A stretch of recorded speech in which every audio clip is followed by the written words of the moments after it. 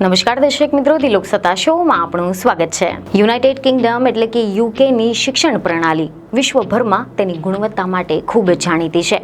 Oxford અને Cambridge જેવી પ્રતિષ્ઠિત યુનિવર્સિટીઓ અહીંયા આવેલી છે। યુકેના શૈક્ષણિક કાર્યક્રમો વૈશ્વિક સ્તરે માન્યતા ધરાવે છે અને કારકિર્દી માટે ઉત્તમ પાયો પૂરો પાડે છે। અને આ જ કારણ છે કે કેટલાય આંતરરાષ્ટ્રીય વિદ્યાર્થીઓ યુકે તરફ ઉત્તમ શિક્ષણ મેળવવા માટે આકર્ષતા હોય છે। પરંતુ હાલમાં જ યુકેની સરકાર આંતરરાષ્ટ્રીય વિદ્યાર્થીઓને ચેતવણી આપી રહી છે કે જો તેઓ વિઝાની મુદ્દત કરતાં વધુ સમય સુધી યુકેમાં રહેશે તો તેમને હાંકી કાઢવામાં આવશે। મીડિયા રિપોર્ટ અનુસાર એવી માહિતી સામે આવી છે કે બ્રિટિશ સરકારે ભારતીય સહિત વિદેશી વિદ્યાર્થીઓ તેમના વિઝા પૂરા થયા બાદ પણ જો પછી યુકેમાં રહે છે અથવા તો સ્ટુડન્ટ વિઝા સમાપ્ત થયા પછી પણ દેશમાં આશ્રય મેળવવાની સામે ચેતવણી આપી રહ્યા છે। આના કારણે સરકારે એક ડાયરેક્ટ મેસેજિંગ ઝુંબેશ શરૂ કરી છે। તાજેતરના વર્ષોમાં યુકેમાં નવું જ ચેતવણીકારક ચલણ જોવા મળી રહ્યું છે, જેના પછી યુકેની સરકારે નવતર અભિયાન હાથ ધર્યું છે। અને આ ચલણ મુજબ આંતરરાષ્ટ્રીય વિદ્યાર્થીઓ કાયદેસરના સ્ટુડન્ટ વિઝા ઉપર યુકેમાં આવે છે અને જ્યારે તેમના વિઝા એક્સપાયર થઈ જતા હોય છે એટલે તેઓ રાજ્યાશ્રયની માંગણી કરતા હોય છે।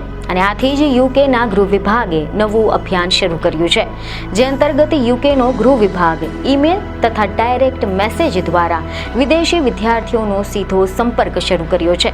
સમાચાર એવા સામે આવ્યા છે કે યુકેના ગૃહમંત્રી યેવટ કપૂરે એક મીડિયા સાથેની વાતચીતમાં આ અંગે જણાવ્યું કે કેટલાક આંતરરાષ્ટ્રીય વિદ્યાર્થીઓ તેમના દેશમાં પરિસ્થિતિ બદલાઈ ન હોય તો પણ રાજ્યાશ્રયની માંગ કરી રહ્યા છે। યુકેના ગૃહ વિભાગના ડેટા મુજબ જૂન મહિનામાં રાજ્યાશ્રય માટેની જેટલી અરજીઓ આવી છે એમાંથી લગભગ 13% એટલે કે 14,800 જેટલા યુકેના સ્ટડી વિઝા ઉપર આવેલા લોકોએ કરી હતી। આમાંથી મોટાભાગના પાકિસ્તાની મૂળના હતા, જેમાંથી લગભગ 5,700 જેટલી જે અરજીઓ આવી છે આ સિવાય ભારત, બાંગ્લાદેશ અને નાઇજીરિયાના વિદ્યાર્થીઓ હતા। વિભાગના જણાવ્યા પ્રમાણે ગત વર્ષની સરખામણીમાં અરજદાર વિદ્યાર્થીઓની સંખ્યામાં ઘટાડો જોવા મળી રહ્યો છે, તેમ છતાં પણ વર્ષ 2020ની સરખામણીમાં તે 6 ગણો વધુ છે। આ અરજદાર વિદ્યાર્થીઓમાંથી કેટલાક વિદ્યાર્થીઓ નિર્ધારિત સમય કરતાં કેટલો વધુ સમય યુકેમાં રહ્યા હતા તેના વિશે પણ યુકેના ગૃહ વિભાગે સ્પષ્ટતા નથી કરી। અને તાજેતરના મહિનાઓ દરમિયાન યુકેના ગૃહ મંત્રાલયે રાજ્યાશ્રયની અરજીઓ ઉપર ધ્યાન કેન્દ્રિત કર્યું છે અને તેના ભાગરૂપે જ વિદેશી વિદ્યાર્થીઓ ઉપર તવાઈ પર ઉતરી હોય તેવું માનવામાં આવ્યું છે। અહેવાલ સામે આવ્યા છે કે મે મહિનામાં ગૃહ વિભાગે જાહેરાત કરી હતી કે યુકેમાં પ્રવેશવા માટે માઇગ્રન્ટ્સ દ્વારા યુનિવર્સિટીમાં અભ્યાસનો રસ્તો અપનાવવામાં આવે છે અને તેને અટકાવવા માટે નિયમોને કડક કરવાનો વિચાર થઈ રહ્યો છે।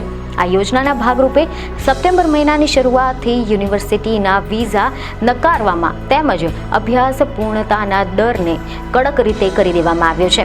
જો યુનિવર્સિટી તેનું પાલન નહીં કરે તો તેઓ ભવિષ્યમાં વિઝા સ્પોન્સર ન કરી શકે તેવી જોગવાઈ પણ કરવામાં આવી રહી છે। નાની નાની બોટોમાં માઇગ્રન્ટ્સનું યુકેમાં જે આગમન થઈ રહ્યું છે તેમજ માઇગ્રન્ટ્સને રાખવા માટે હોટલોના ઉપયોગ અંગે યુકેમાં વિરોધ જોવા મળી રહ્યો છે। એટલે કે સરકારે માઇગ્રેશન ઉપર ગાડીઓ કસવાની કવાયત હાથ ધરી છે, જે યોજના હેઠળ રેફ્યુજી તેમના પરિવારજનોને યુકેમાં લાવી શકતા હતા તેના માટેની નવી અરજીઓને હંગામી ધોરણે મોકૂફ કરી દેવામાં આવી છે।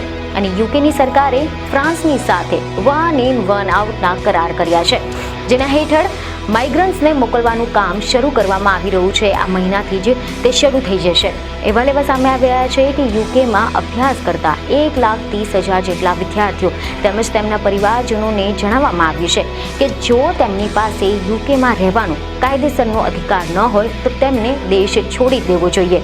10,000 વિદ્યાર્થીઓના વિઝાની મુદ્દત પૂરી થવા ઉપર છે અને તેમને ટેક્સ મેસેજ તેમજ ઈમેલ દ્વારા સંપર્ક સાધવામાં આવ્યો છે અને તેમને ચેતવણી આપવામાં આવી રહી છે કે તેઓ ડિપોર્ટ થઈ શકે છે। તેમજ આ સંદેશના લખાણમાં એવું જાણવા મળી રહ્યું છે કે જો તમે રાજ્યાશ્રયને માટે અરજી કરો છો તો તેમાં પાત્રતા નહીં હોય તો તેને તત્કાળ અને દ્રઢતાપૂર્વક નકારી દેવામાં આવશે। રાજ્યાશ્રયનો ટેકો મેળવવા માટે કોઈ પણ પ્રકારની અરજીને નિરાધારપણાના ક્રાઇટેરિયા ઉપર ચકાસવામાં આવશે અને જો તમે એમાં પાત્રતા નહીં ધરાવતા હોય તો તમને કોઈ પણ ટેકો નહીં આપવામાં આવે। જો તમારી પાસે યુકેમાં રહેવાના કાયદેસરનો અધિકાર ન હોય તો તમારે યુકે છોડી દેવું જોઈએ। અને જો તમે તેમ નહીં કરો તો પછી તમને કાઢી મૂકવામાં આવશે. ત્યાંની સરકારનું માનવું છે કે કેટલીક વખત વિદ્યાર્થીઓ રાજાશ્રયની વ્યવસ્થામાં પ્રવેશી જાય છે અને પછી વર્ષો સુધી ત્યાં જ સ્થાયી થાય છે. આના કારણે રાજાશ્રય રહેણાંક અને હોટલોમાં મુશ્કેલીઓ ઊભી થઈ રહી છે. વ્યાજબી રેફ્યુજીને ટેકો આપવા માટે અમે શક્ય પ્રયાસો કરીશું, પરંતુ જો તેમના દેશમાં કોઈ પણ મૂળભૂત ફેરફાર ન થયો હોય તો વિદ્યાર્થીઓએ અભ્યાસ પૂર્ણ કર્યા બાદ રાજાશ્રયનો દાવો ન કરવો જોઈએ. છેલ્લા કેટલાક સમયથી રાજકીય પક્ષોનું પણ ધ્યાન આ નાની બોટોમાં આવી રહેલા લોકો ઉપર છે. લગભગ એટલા જ લોકો કાયદેસર વિઝા લઈને આવે છે અને જ્યારે તેમની મુદત પૂર્ણ થઈ જાય છે એટલે તેઓ રાજાશ્રય માટે અરજીઓ કરે છે. કેટલાક દાવા વ્યાજબી હોય છે, પરંતુ મંત્રીઓની ચિંતા છે કે ઘણા બધા આંતરરાષ્ટ્રીય વિદ્યાર્થીઓ દેશમાં રહેવાની તેમની મુદત પૂરી થઈ ગઈ હોય તેમ છતાં પણ તેઓ રાજાશ્રયની અરજી કરતા હોય છે. અને ગૃહ વિભાગના જણાવ્યા અનુસાર જૂન મહિનામાં રાજાશ્રય માટે 1,11,084 જેટલી અરજીઓ આવી હતી અને તેમાંથી 43,600 અરજદારો નાની હોડીઓમાં આવ્યા હતા, જ્યારે 41,100 જેટલા અરજદારો કામ અર્થે, અભ્યાસ કે પછી પ્રવાસી વિઝા ઉપર કાયદેસર રીતે યુકેમાં પ્રવેશ્યા હતા, જેમાં સ્ટુડન્ટ વિઝા ઉપર આવેલા અરજદારોની સંખ્યા 14,800 હતી. અને આના અગાઉ વિદેશથી ભણવા આવેલા વિદ્યાર્થીઓ તેમનો અભ્યાસ પૂર્ણ થાય અને એના પછી પણ 24 મહિના સુધી યુકેમાં રહી શકતા હતા અને હવે આ ગાળો ઘટાડીને 18 મહિનાનો કરી દેવામાં આવ્યો છે. તો બીજી તરફ કેટલાક અહેવાલો સામે આવ્યા છે કે યુનિવર્સિટીના સંગઠનો યુનિવર્સિટીઝના યુકેના કહેવા અનુસાર અમે સરકારની ચિંતાને સમજી રહ્યા છે અને રાજાશ્રયની અરજીઓમાં ઉછાળ અંગે પણ ચિંતા વ્યક્ત કરીએ છીએ, તેમજ આ મુદ્દે અધિકારીઓ સાથે ચર્ચા કરી રહ્યા છે.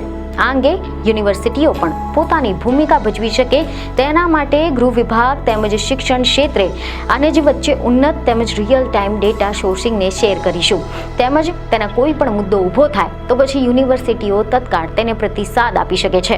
આ લોકો યુકે આવીને રાજાશ્રય માંગ્યા પછી પોતાની જાતને સલામત માને છે અને આ પ્રકારની વાત કરી શકે છે, કારણ કે તેમને ઘર આંગણે વળતી જે કાર્યવાહી છે કે પછી સર્વેલન્સનો ભય છે. જે લોકો વિઝા ઉપર અહીંયા આવે છે તેઓ આશ્રય માટે વ્યવસ્થાનો દુરુપયોગ કરી રહ્યા છે, તેમજ તેમને ખરેખર સંરક્ષણની જરૂર નથી. એમનું એવું કહેવું છે કે આ ઉપરાંત સમાચાર એવા સામે આવ્યા છે કે national Indian institute and alumni union એટલે કે NISAUના જે અધ્યક્ષ છે સનમ અરોરાએ આ અંગે કેટલીક વિગતો આપી હતી, જેમાં તેમણે જણાવ્યું કે ઇમિગ્રેશન સિસ્ટમને દુરુપયોગથી બચાવવા માટે સરકારના પ્રયાસો હજારો વાસ્તવિક જે આંતરરાષ્ટ્રીય વિદ્યાર્થીઓ છે તેમના હિતમાં છે. અમે ભારપૂર્વક જણાવી રહ્યા છે કે યુકેમાં મોટાભાગના ભારતીય વિદ્યાર્થીઓ કાયદાનું અને વિઝા શરતોનું સંપૂર્ણ પાલન કરે છે અને બ્રિટનની યુનિવર્સિટીઓ અર્થવ્યવસ્થા, અર્થતંત્ર અને સમાજને સમૃદ્ધ બનાવે છે. વિદ્યાર્થીઓએ ગભરાવાની કે પછી ચિંતા કરવાની કોઈ જ જરૂર નથી. મદદની જરૂર હોય તો પછી NISUનો તેઓ સંપર્ક કરશો તો તમને માર્ગદર્શન અને સમર્થન આપીશું. બીજને ખબરો સાથે ફરી મળીશું. ધન્યવાદ.